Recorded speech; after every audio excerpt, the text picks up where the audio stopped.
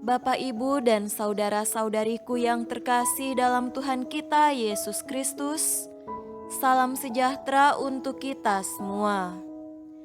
Berkat Allah yang Maha Kuasa senantiasa menyertai kita. Hari Rabu tanggal 17 November tahun 2021 adalah peringatan wajib Santa Elizabeth dari Hungaria, biarawati.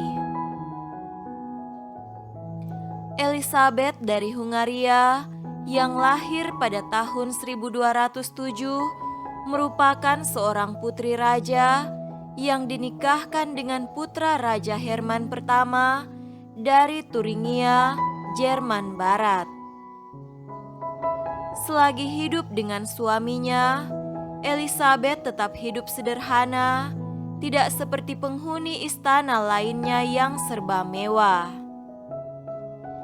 Ia sangat berjiwa sosial dan menunjukkan cinta kasih serta perhatian yang besar kepada orang-orang miskin. Ketika ia berusia 20 tahun, suaminya meninggal karena sakit. Sepeninggal suaminya, perhatiannya kepada orang miskin tidak pernah surut. Karena itu pula ia diusir dari istana tanpa membawa apa-apa kecuali 3 putranya. Elizabeth pun masuk ordo ketiga Santo Fransiskus dan giat menjalankan berbagai kegiatan amal. Ia mengakhiri hidupnya sebagai hamba Tuhan yang setia dan wafat di Marburg, Jerman pada tanggal 17 November tahun 1231 dalam usia 24 tahun. Ia pun kemudian diangkat menjadi pelindung kudus karya-karya sosial.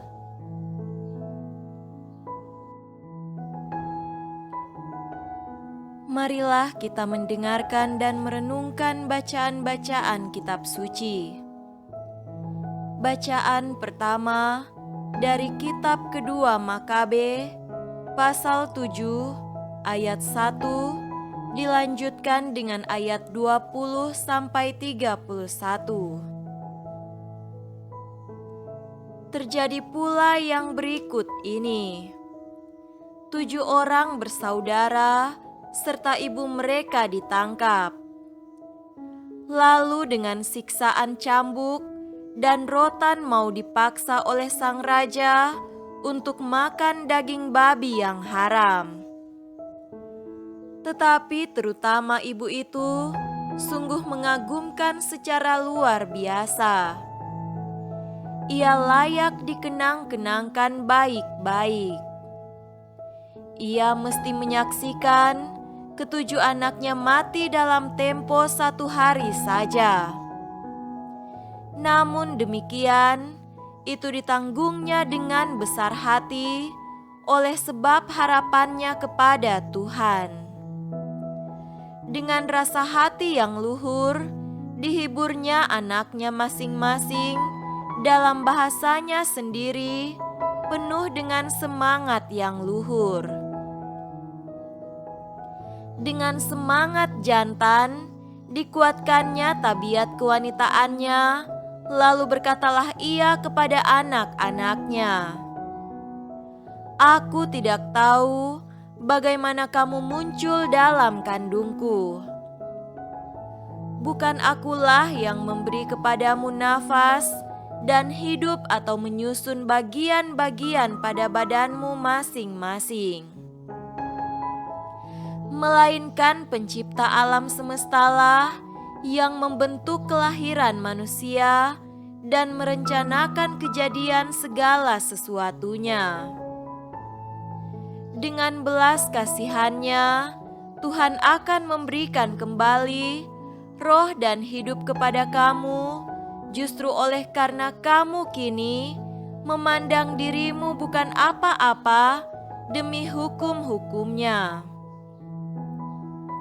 Adapun Raja Antiochus mengira bahwa ibu itu menghina dia dan ia menganggap bicaranya suatu penistaan.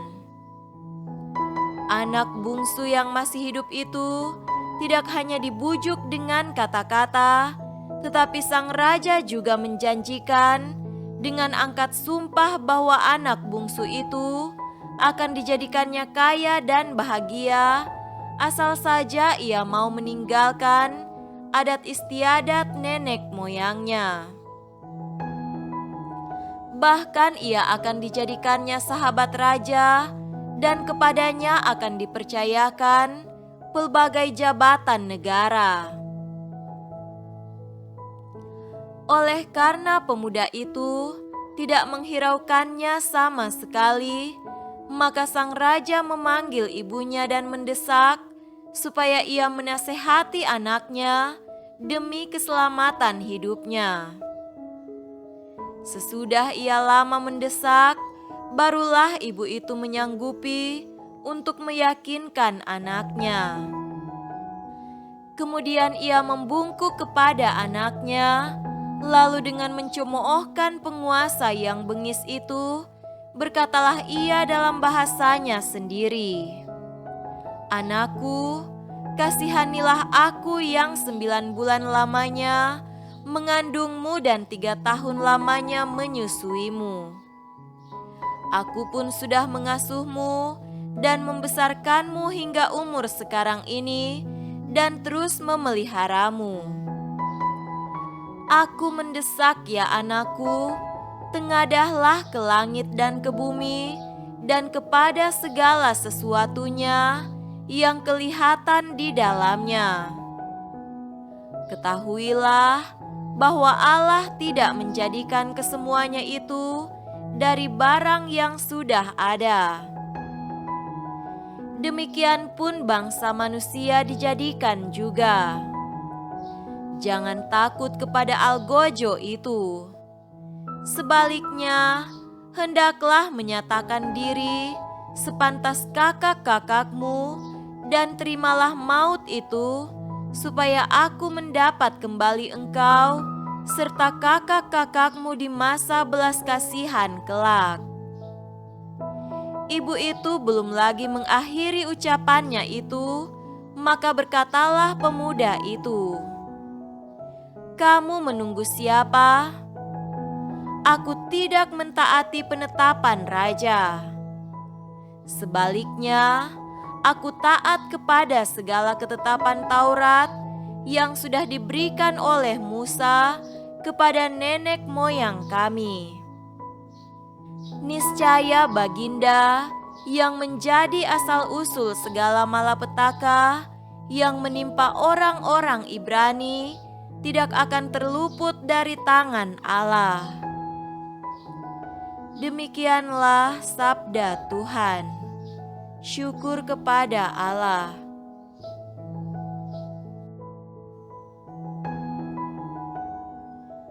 Tuhan beserta kita sekarang dan selama-lamanya. Inilah Injil suci menurut Lukas. Dimuliakanlah Tuhan. Injil Lukas pasal 19 ayat 11 sampai 28.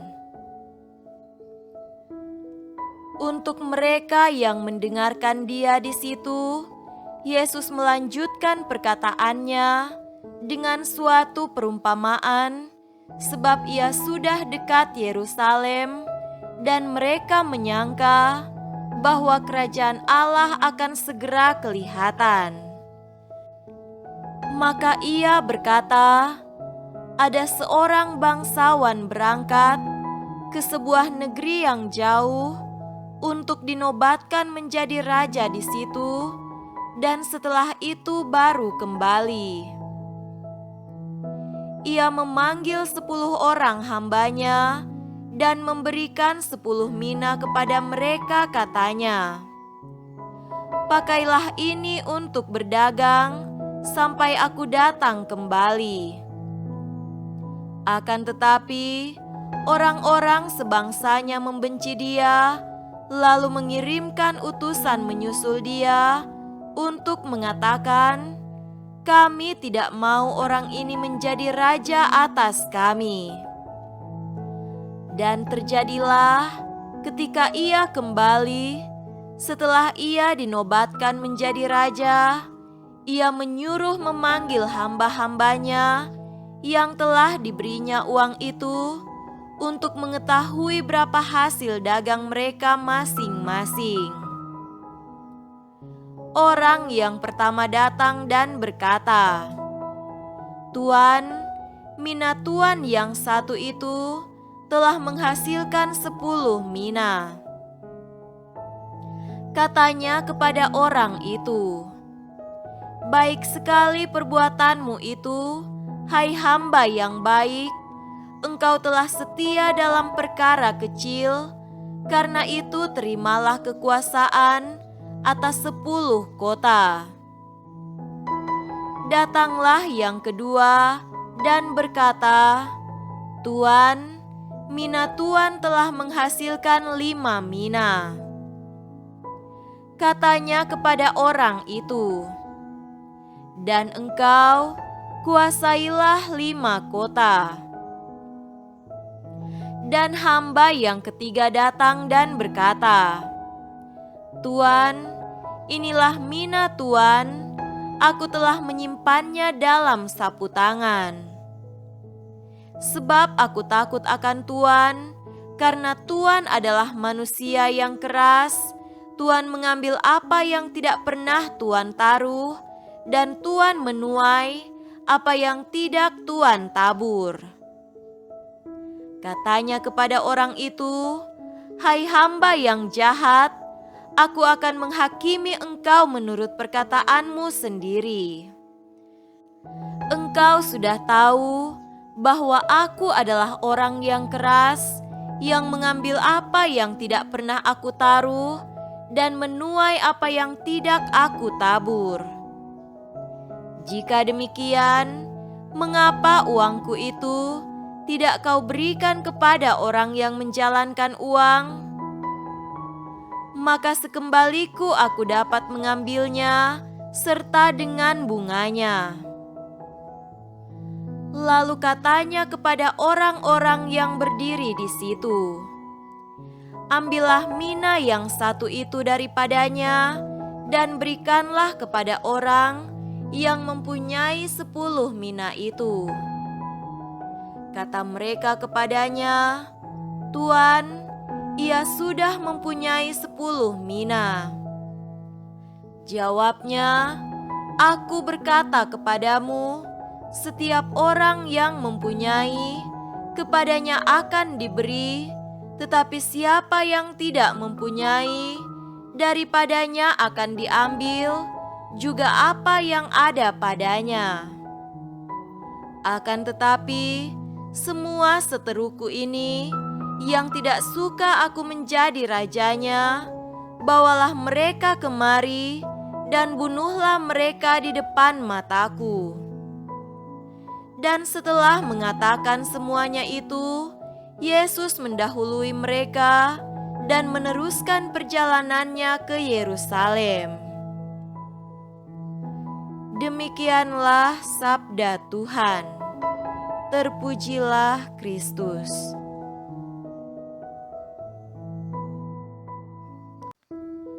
Saudara-saudariku yang terkasih dalam Tuhan kita Yesus Kristus, tema renungan kita pada hari ini adalah setia dalam iman. Salah satu gempa bumi dahsyat yang pernah melanda Jepang menyisakan suatu kisah yang mengharukan tentang pengorbanan seorang ibu. Ketika gempa sudah reda, regu penyelamat mencari para korban.